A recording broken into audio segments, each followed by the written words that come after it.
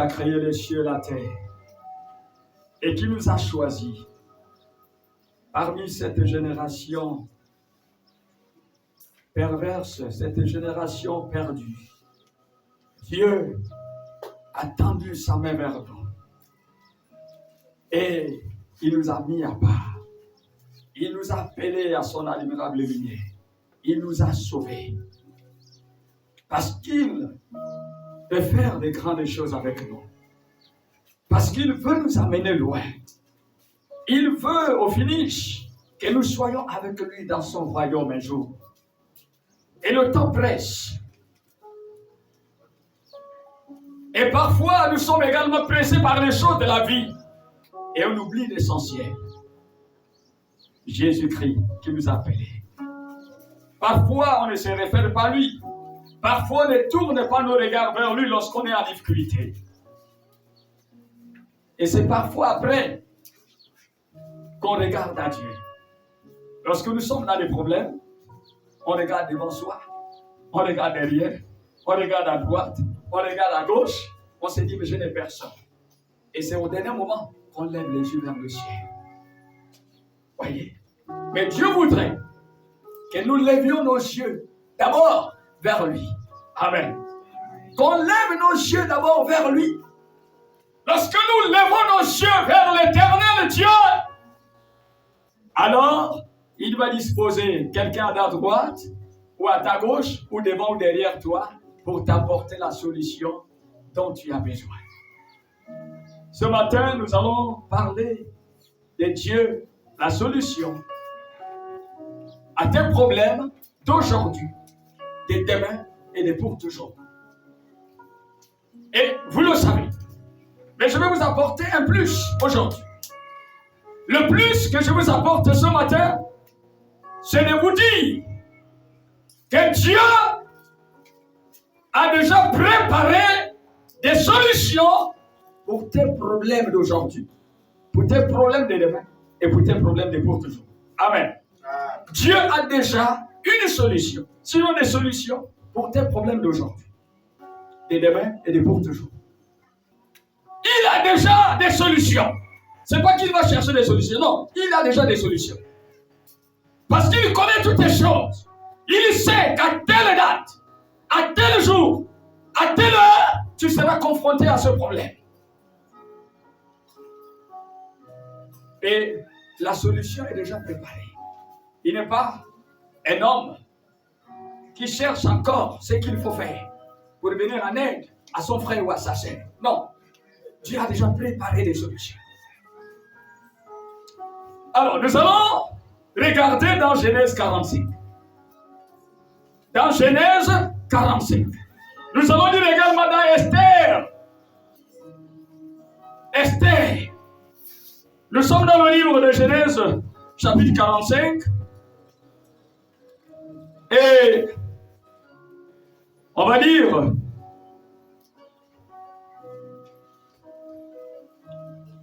verset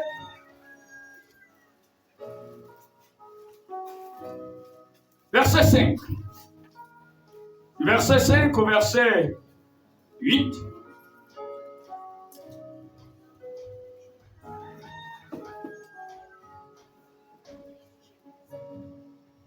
Genèse chapitre 45, verset 8.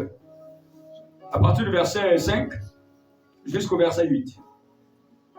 Maintenant, ne vous affligez pas et ne soyez pas fâchés de m'avoir vendu pour être conduit ici, car c'est pour vous sauver la vie que Dieu m'a envoyé devant vous.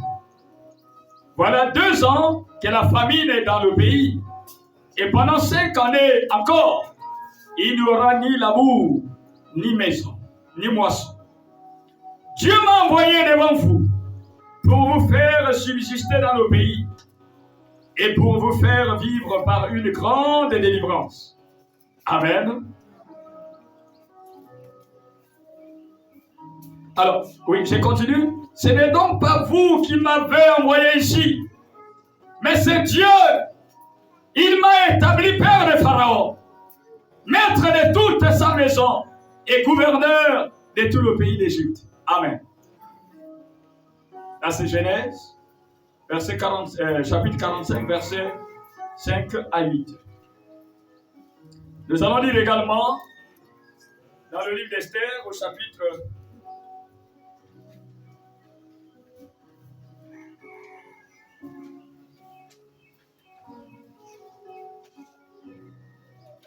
5 également. Je vais lire Esther chapitre 3 d'abord, verset 5. Et ensuite le chapitre 4. On va lire également 2 à 3 versets.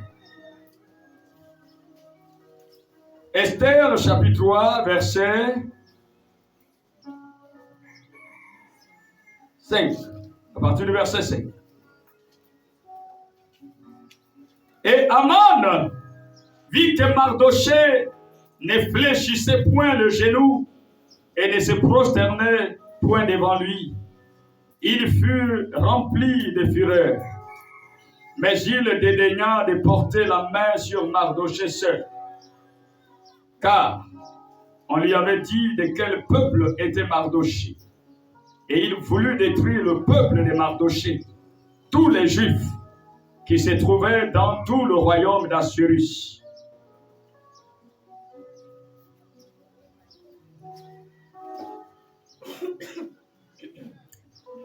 Au premier mois, qui est le mois des 10 ans, la 12e année du roi Assyrus, on jeta le pu, c'est-à-dire le sort devant Aman, pour chaque jour et pour chaque mois, jusqu'au 12e mois, qui est le mois d'Adar. Alors Aman dit au roi Assyrus, il y a dans toutes les provinces de ton royaume un peuple dispersé et à part parmi les peuples, ayant des lois différentes de celles de tous les peuples et n'observant point les lois du roi.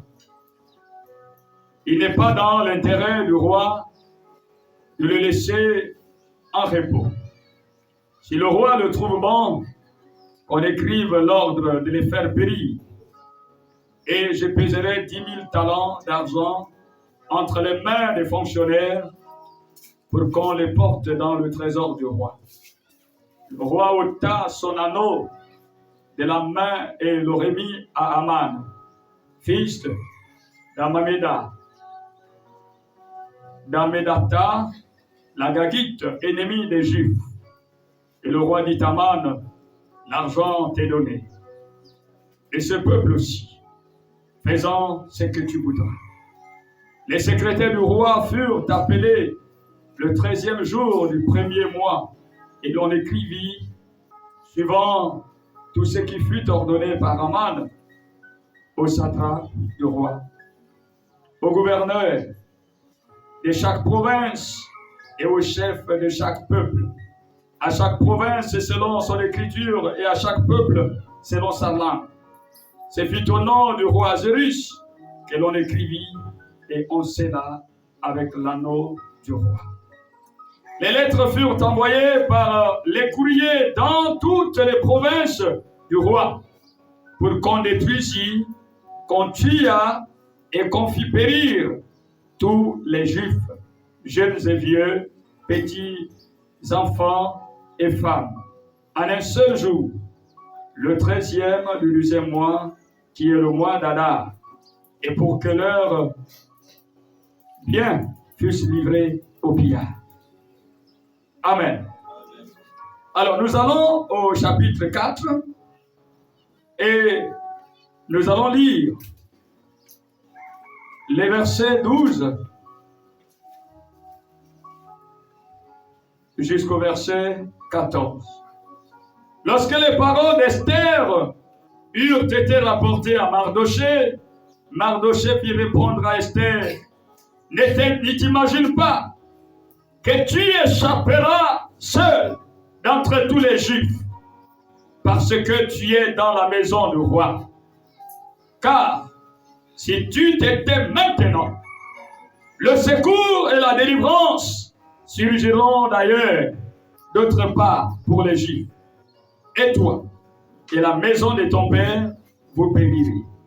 Et qui sait, si ce n'est pas pour un temps pareil, un temps comme celui-ci, que tu es parvenu à la royauté.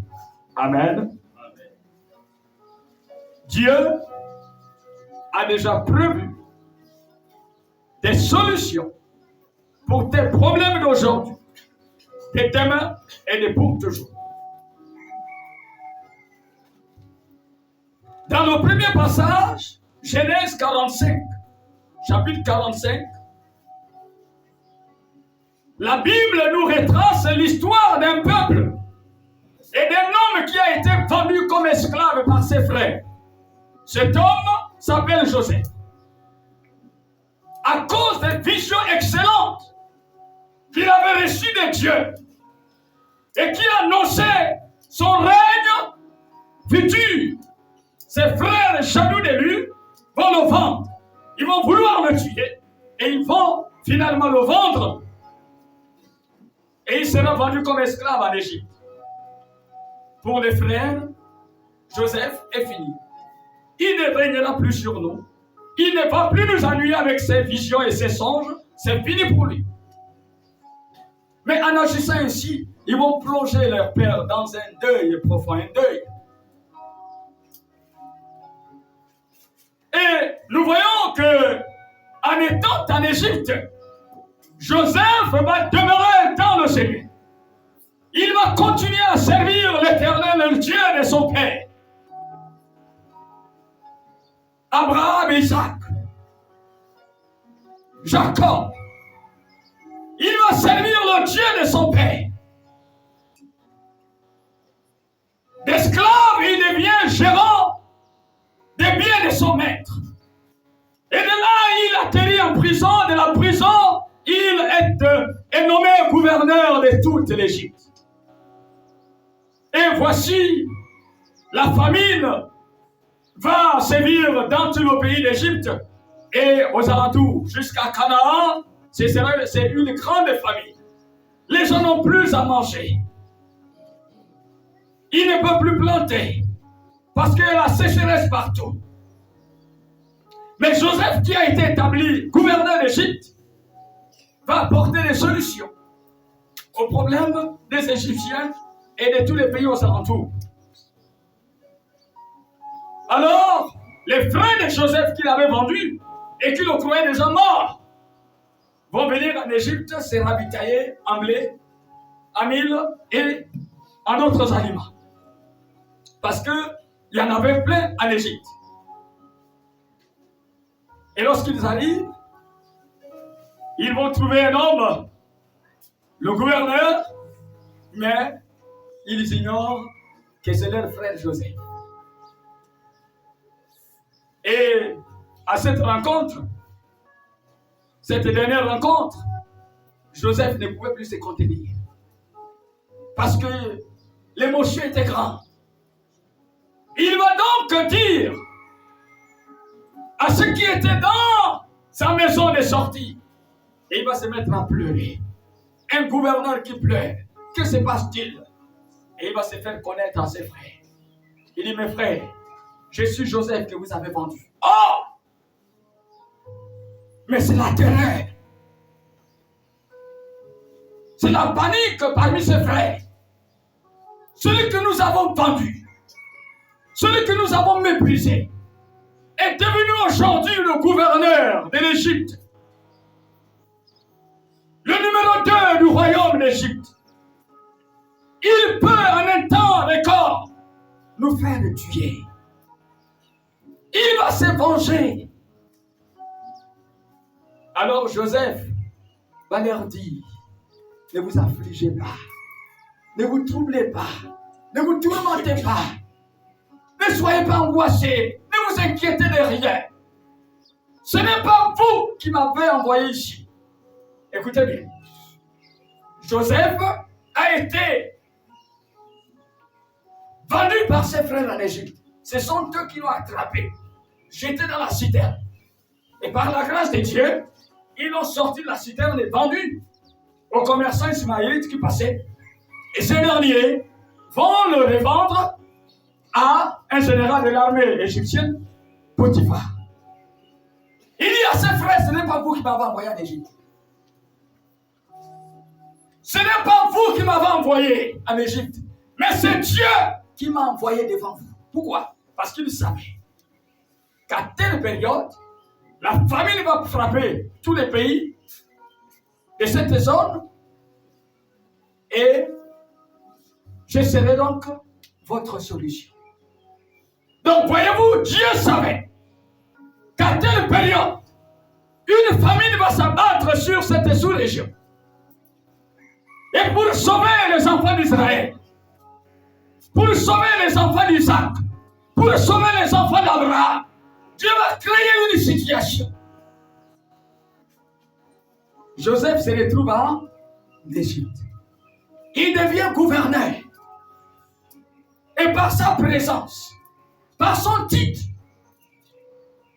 Joseph devient la solution des enfants d'Israël.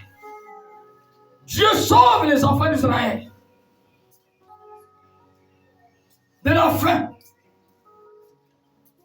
par Joseph. Nous voyons que Dieu, dans sa providence divine, dans sa préscience, il connaît toutes les choses. Et il savait qu'à telle période, la famine devrait agir. Il faut donc que je positionne quelqu'un qui va répondre aux besoins de mon peuple. Dieu avait déjà préparé la solution. Il n'a pas préparé la solution au moment où la famine est arrivée, non. Mais il a préparé la solution bien avant que la famine arrive. Et la solution de Dieu pour sauver Israël de la famine, c'était Joseph. Et Joseph l'a compris. Il a dit, ce n'est pas vous qui m'avez vendu, ni envoyé en Égypte, mais c'est Dieu qui m'a envoyé avant vous et devant vous pour vous sauver de la famine. Deuxième texte. Voilà, dans le royaume d'Assyrus, sa femme va lui manquer de respect. Va manquer de respect à Assyrus. Et ce jour-là, le roi Assyrus avait convoqué tous les ministres des 120 provinces de son royaume, les gouverneurs, les satrapes, les secrétaires généraux, pour célébrer une fête avec eux. Et pendant que le roi avait vu, pendant qu'il se réjouissait, il fait appel à sa femme, parce qu'elle était très belle. Et il voulait la présenter à ses ministres, à tous ses collaborateurs qui étaient arrivés de toutes les provinces. Mais la femme dit, je ne viens pas. Oh! La femme d'Assyrus dit à son roi, son mari, je ne viens pas. Je ne suis pas un objet d'art que le roi va présenter à tout le monde. La femme fait preuve d'insoumission à son mari. Alors le roi tourne la tête, il dit non, ça ne va pas se passer comme ça. Ça ne va pas se passer comme ça. Si le roi n'agit pas, les femmes des ministres et autres vont leur manquer de respect. Alors, il faut que le roi fasse quelque chose. Le roi dit bon, madame, je ne peux plus vivre avec toi. Prends tes bagages, repars en famille. Repars en famille. Le roi a parlé. Et la parole du roi, c'est la parole de Dieu. Madame prend ses bagages et s'en va. Alors, il faut trouver une femme au roi. Assyrus. C'est une jeune femme, belle de figure et de taille, sélectionnée, Miss du royaume d'Assyrus. Miss. Alors on cherche partout. Mais Dieu, dans sa souveraineté, Dieu, dans sa connaissance de l'univers et de tout ce qui va arriver, c'est nous qui sommes parfois surpris de ce qui arrive. Mais Dieu n'est surpris par quoi que ce soit. Dieu connaît toutes les choses. Alors, Dieu va positionner. C'est lui qui positionne. Il dit, c'est moi qui vous ai choisi et établi. Dieu va positionner Esther. On va chercher dans tout le royaume, dans les 120 provinces. On ne trouve aucune femme pour le roi.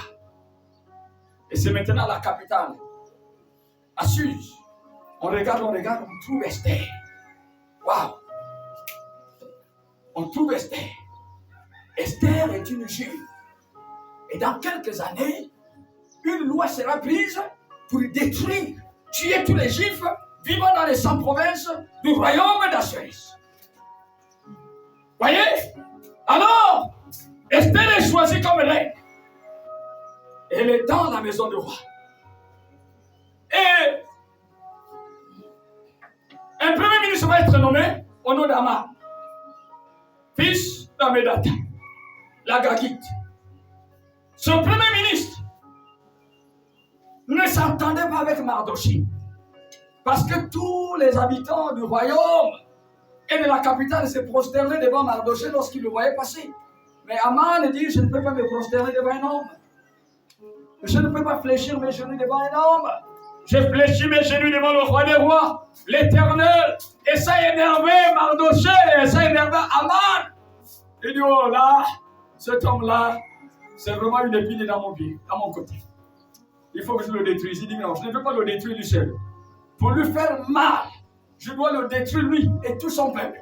Écoutez, la haine est capable de détruire tout un peuple, toute une nation.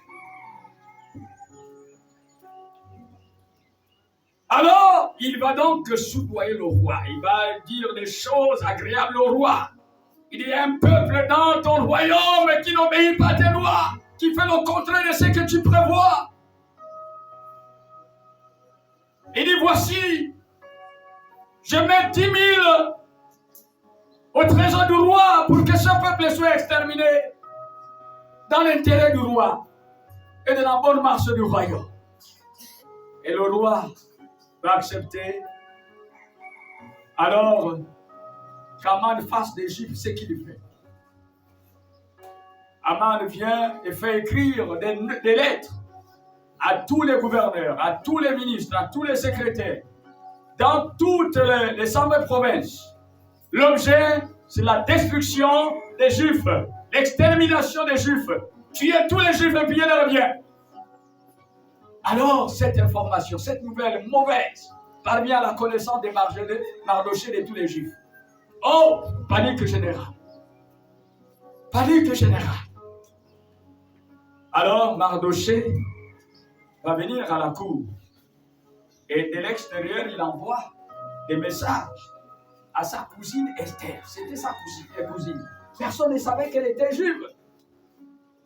Mais Esther va dire, mais mon oncle, personne ne peut voir le roi et vivre. S'il t'a pas tendu son sceptre ou son anneau, je ne peux pas aller là-bas. Mardochée dit, bon, d'accord, mais ne crois pas que tu seras épargné lorsque les Juifs seront tués. Si tu n'agis pas, Dieu va susciter la délivrance et la solution d'une autre personne. Et toi et ta famille, vous périrez. Et qui sait, si ce n'est pour cette raison que tu es devenu reine, si ce n'est pour sauver les Juifs que tu es devenu reine. Dieu nous établit quelque part pour être la solution à un problème, pour être la solution à une situation. J'insiste et je dis, Dieu nous établit quelque part pour être la solution au problème d'un frère, d'une sœur, d'un peuple, d'une langue, d'une nation. Dieu ne nous établit pas même. Il sait pourquoi il nous a placés là. C'est pour que nous soyons utiles. C'est pour que nous soyons au bénéfice des autres. Donc, voyez-vous, Dieu qui connaissait l'histoire, qui connaît l'histoire, et qui savait qu'à telle période, le peuple d'Israël, son peuple, va être exterminé, il va positionner Esther. Alors, nous connaissons l'histoire. Esther va engager le peuple d'Israël à faire un jeûne de 3 jours et 3 nuits sans manger ni boire, que nous appelons communément le jeûne d'Esther, pour qu'il ait accès au roi et qu'il reçoive le sceptre ou l'anneau du roi. Et cela va être fait par Esther. Dieu va changer la situation. le deuil qui était programmé, le malheur qui était programmé, la mort qui était programmée, l'extermination des Juifs qui était programmée en salut. Dieu n'a pas attendu qu'on prenne le décret pour trouver la solution au problème des Juifs. Non, Dieu l'avait déjà prévu bien avant. Dieu a prévu une solution ou des solutions ou des problèmes auxquels tu es confronté maintenant, auxquels tu seras confronté demain et pour toujours. Mais pour que cette solution arrive à son terme et en ta faveur, tu as besoin de demeurer dans le Seigneur. Parce que si tu ne demeures pas en lui, mais ces solutions ne t'atteindront pas. Ces solutions ne seront pas ton partage. Esther a jeûné prié. Et Mardochée, tous étaient dans la présence de Dieu. Tous honoraient Dieu. La solution de Dieu s'est matérialisée. Est devenue réalité. Parce que le peuple était là. Nous voyons Joseph qui n'a pas cédé aux tentations, qui est resté fidèle à Dieu. Et la bénédiction de Dieu est tombée sur lui. Et par lui, il est devenu un canal de bénédiction pour tout Israël, pour sauver ses frères et sœurs de la famille. C'est pour cette raison, bien-aimés, que Dieu ne nous permet pas de nous inquiéter. C'est pour cette raison que Dieu dit, interdit des inquiétudes parmi les saints. Il dit, ne vous inquiétez pas pour ce que vous mangez, pour ce que vous allez boire, pour ce que vous allez porter comme vêtements. Parce que ce sont les païens qui s'en inquiètent. Il dit, regardez même, les oiseaux du ciel qui ne sèment ni ne moissonnent, les corbeaux. On n'a jamais vu un corbeau avec un panier pour dire je m'en vais au champ. Les hommes ont refusé à manger. Ou un corbeau avec une machette. Ah, ce jour-là, même si tu es malade, tu vas prendre une foulée. Tu vas courir comme tu n'as jamais couru. La douleur va te quitter. Un corbeau avec une machette et un panier au dos. Mon frère, tu vas courir. Donc, le Seigneur connaît les problèmes de ses enfants. Il dit avant même que vous n'ouvrez la bouche, que vous ne parlez, Dieu sait de quoi tu veux parler. Il sait quel est ton besoin. Et il dit, ne t'inquiète de rien. Parce que ce ne sont pas les inquiétudes qui apporteront une solution à ton problème. Les inquiétudes ne t'apporteront que des maux de tête, des céphalées, la tension ou l'hypertension, la colère inutile, les angoisses. Ce que chacun doit faire lorsqu'il est dans un problème, c'est de se tourner vers l'Éternel. Je vous disais déjà que lorsqu'on est confronté à une situation, on regarde devant, on regarde derrière, on regarde à droite, on regarde à gauche. Mais rares sont les occasions où on lève les yeux vers le ciel. Et on lève les yeux vers le ciel au dernier moment. Mais la priorité, c'est d'abord lever les yeux vers le ciel. Et lorsque tu lèves tes yeux vers le ciel, d'où te vient le secours, Dieu va disposer quelqu'un, Dieu va disposer un homme, Dieu va disposer une femme à ta faveur pour répondre à ton besoin.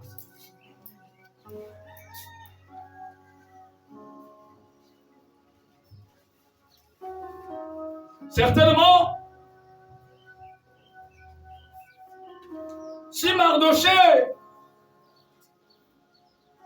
et les Juifs s'étaient tournés vers la guerre ou la confrontation physique, ils allaient perdre le combat.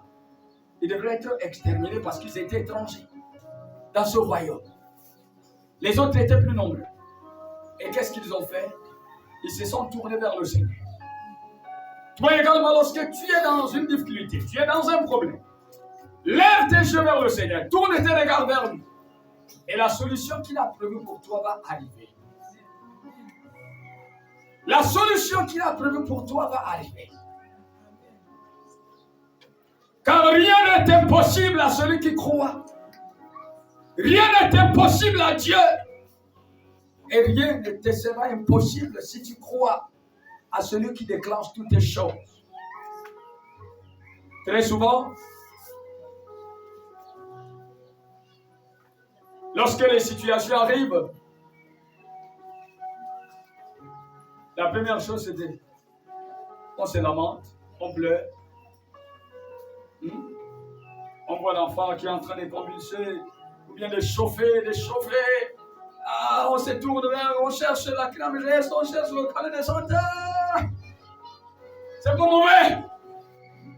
Mais Dieu t'a donné le pouvoir dans tes mains.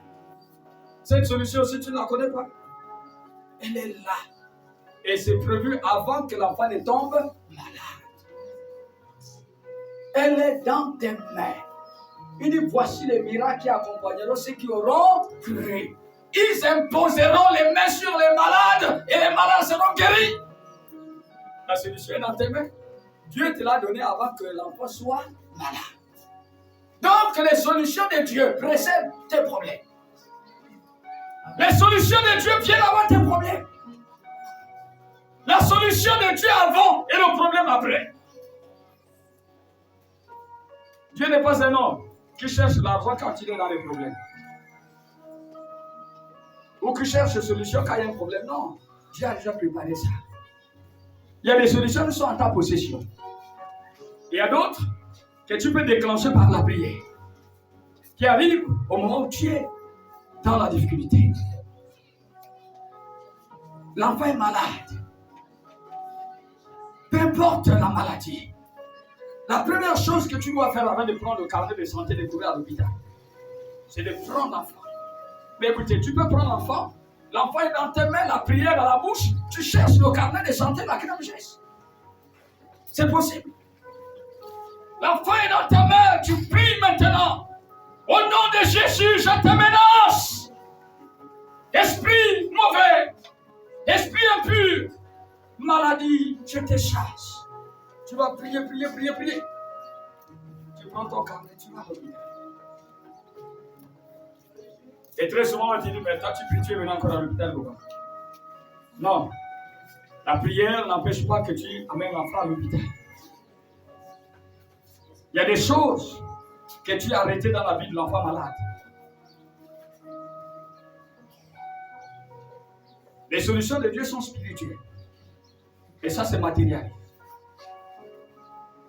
Lorsque tu pries pour l'enfant, tu pries pour quelqu'un qui est malade. Tu viens de stopper le processus de la mort que Satan avait déjà mis en place.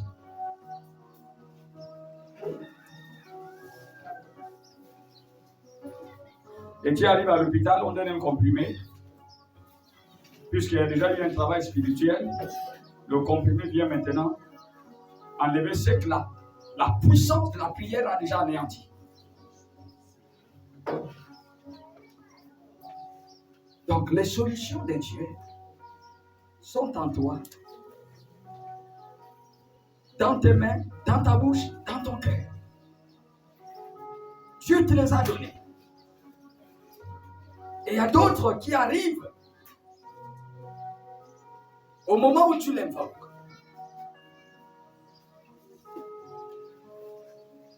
Nous voyons avec Joseph et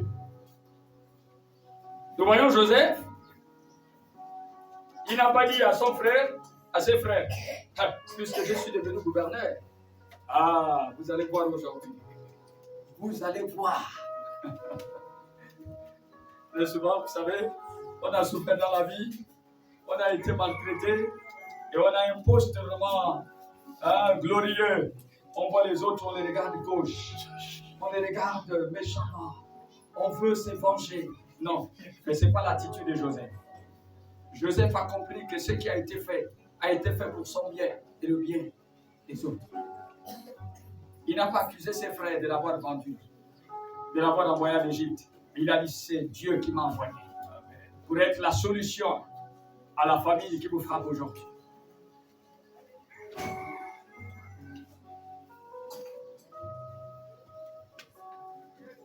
Je ne sais pas quel est ton problème, mais Dieu connaît ton problème. Et même si tu ne l'as pas là maintenant, tu seras confronté à une difficulté. Peut-être cette année, peut-être l'année prochaine, peut-être l'année. Mais je suis sûr et certain qu'avant que tu n'ailles au ciel, à la rencontre de ton Dieu, tu vas traverser des difficultés. Et lorsque tu vas les traverser, comprends que Dieu avait déjà préparé quoi? Une solution pour cette situation. Tu as tout simplement besoin d'ouvrir ta bouche pour dire, Seigneur, je sais que tu as une solution pour mon problème. Parce que tu l'avais déjà préparé d'avance. Alors qu'elle vient. Alors qu'elle vient. La solution de Dieu va venir à l'existence. La solution de Dieu va venir à l'existence. Mais là également, il faut que tu demeures dans le Seigneur. Parce que si tu fais le sous-marin, la nuit, tu plonges dans les ténèbres. Tu fais ce que les autres font au quartier. Les païens. Tu as plongé. Et le jour, tu apparais. Tu viens à l'église. Tu as un pied là-bas, un pied là-bas. Quand les choses vont arriver, la solution de Dieu va tarder à venir. Parce que Dieu ne se reconnaît pas en toi.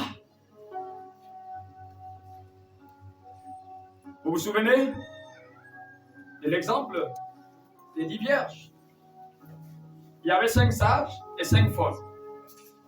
Mais les folles là, ce n'était pas qu'elles étaient folles et mangeaient dans la poubelle. C'est par leurs actes qu'elles étaient taxées de folles. Toutes ont reçu de l'époux, des lampes et des huiles. Toutes savaient que l'époux va arriver. Et on annonce en pleine nuit que l'époux est arrivé ou en train de venir. L'époux est arrivé et il faut aller à sa rencontre. Alors les sages, qui étaient sages par leurs actes, par leurs paroles, ils vont prendre et les lampes et l'huile, parce que le chemin est long. Mais les sages, on dira, l'huile va nous servir à quoi? Vous comprenez? L'huile va nous servir à quoi? On va aller avec nos lampes. On va toujours à la rencontre de l'époux. Malheureusement, en chemin, ils se rendent compte que les lampes s'éteignent. Il n'y a plus d'huile. Ah! La communion avec le Seigneur est terminée. Parce que c'était des femmes sous-marines. Hein? Elles n'étaient pas sages aux yeux de Dieu. Elles ne servaient pas le Seigneur de tout leur cœur. Ils vont dire aux sages, donnez-nous un peu de votre huile. Les autres disent non, le chemin est encore loin. Allez en chercher.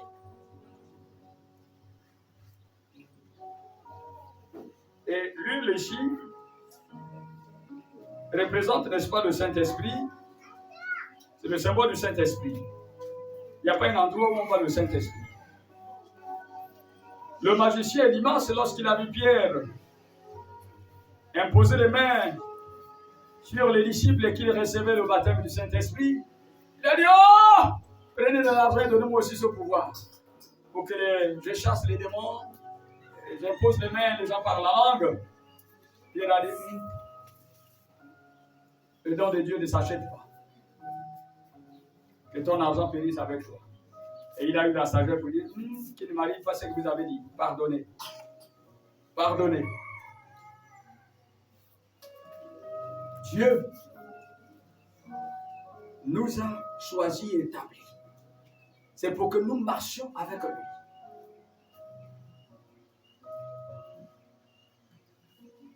Et les sages sont répartis Parce que la communion avec le Seigneur n'était plus bonne.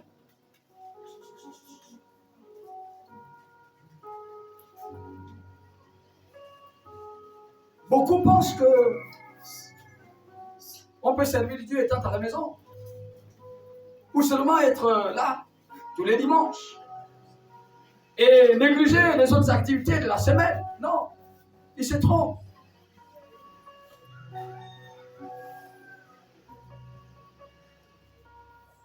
La flamme brûle en toi et brûlera davantage lorsque tu es avec les autres. Vous faites le feu chez vous. Et lorsque les bois sont mis ensemble, le feu prend davantage, s'allume davantage. Mais lorsqu'on retire les bois, le feu peut s'allumer et après il s'éteint parce qu'ils ne sont plus ensemble. Notre feu ne peut demeurer que si nous communions avec les autres, nous communions avec le Seigneur, nous participons aux enseignements, nous participons au temps de prière, nous participons au temps de jeûne, nous participons aux agapés. Et le feu qui est en nous va brûler et continuer à brûler. L'huile va demeurer. Parce que c'est dans le Seigneur que l'huile se renouvelle. Alors les folles vont aller acheter de l'huile, je ne sais où. Ils ont dit aller acheter chez ceux qui en vendent.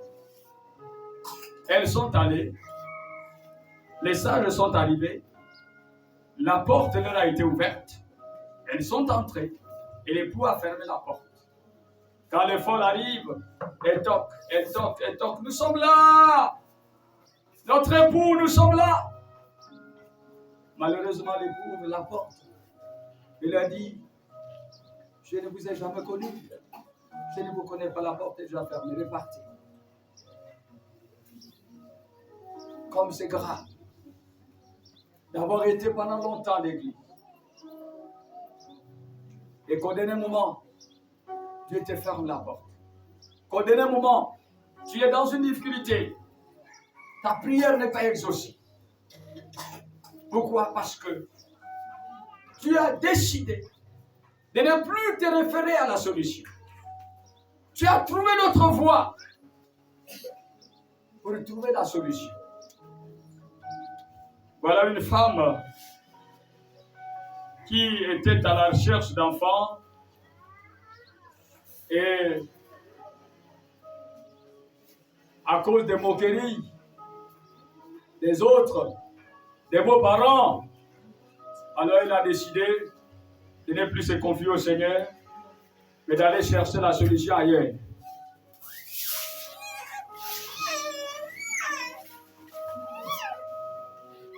Malheureusement, pour elle, elle va avoir un enfant, mais c'est un enfant python. Elle a eu un enfant, mais c'est un enfant python. Grossesse, c'est bon, c'est là. Elle a trouvé la solution ailleurs. Hors de la volonté de Dieu. La Bible dit que l'enfant est un don qui vient de Dieu. Mais tous les enfants ne viennent pas de Dieu. Il y a des enfants qui sont volés dans les ventres de certaines femmes enceintes. Et par le pouvoir de Satan, déposés dans d'autres utérines, des femmes qui en cherchent. Mais lorsque l'enfant a été volé et mis dans le ventre d'une autre femme, cet enfant passe par des laboratoires mystiques. C'est un enfant muté. Il n'est plus normal. Et il naît cet enfant, mais la façon dont cet enfant pleurait. Oh! La nuit, elle pleure comme c'est pas possible. Elle dérange.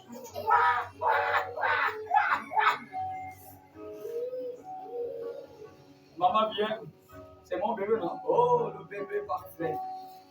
Le bébé de la gloire. Elle tête l'enfant. L'enfant prend sur son sein, c'est un petit serpent qui est là. Et à la fin, on dit à la dame, vous avez une tumeur là, qui se propage. Oh. Ils avaient un cancer. Des serpents. Oh, mais c'est comment? C'est bien quoi. Il dit, est-ce qu'un serpent vous a mordu au téton? Il dit non. Comment un serpent peut me mordre au téton? Il dit oui, ça ce sont les... Alors, vous avez reçu à plusieurs reprises des coups. Hein? Des coups de dents. Des venins. Vous avez reçu des venins. Et, ah! Mais rassurez-vous, dans la maison, le marché n'était plus fait chaque mois, mais tous les jours, parce que le bébé, quand il a fini de pleurer, il a reçu le lait de sa mère. Les parents vont dormir paisiblement, alors il se transforme en boa. Il descend, il ouvre la cuisine et le congélateur et il bouffe tout ce qui est au congélateur. Il revient, la mère le prend. Et voyez-vous, tout ce qui était au service de ce couple était renvoyé, accusé de vol de nourriture. La raison c'est quoi? Il vole la nourriture. Mais il y a un grand voleur dans la maison. C'était ce petit python. Un petit python.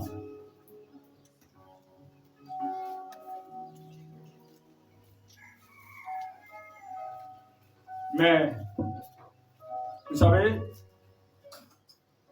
comme on dit très souvent, Dieu ne dort pas. Il y a toujours... les ténèbres ne régneront pas toujours sur la terre. Les ténèbres ne régneront pas toujours sur la terre. Dieu va écouter les gémissements de ceux qui sont renvoyés injustement. Dieu va écouter les gémissements.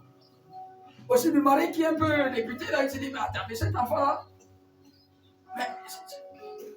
il pleure trop, et puis madame a déjà des venins. Et ils vont chercher par tous les moyens l'origine de tous les problèmes qu'ils vivaient dans la maison. Aujourd'hui, on renvoie une femme. Demain, c'est une autre. Un mois, c'est un autre. Parce qu'ils sont accusés de vol.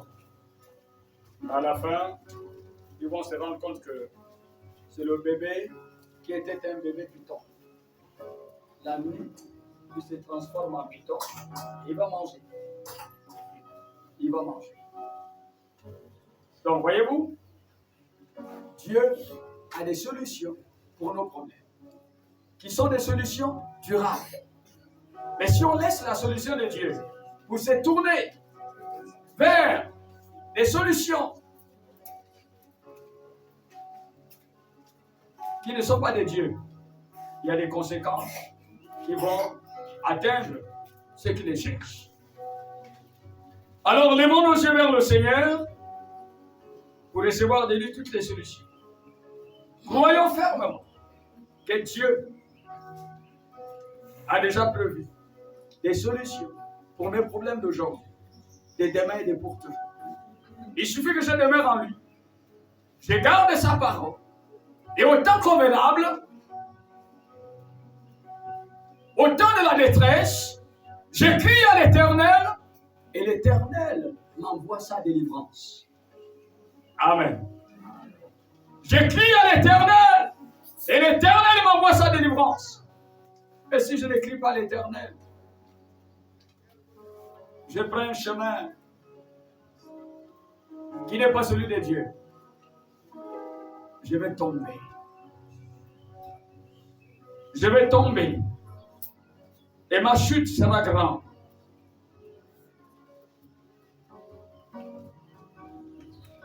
Dieu ne t'a pas oublié.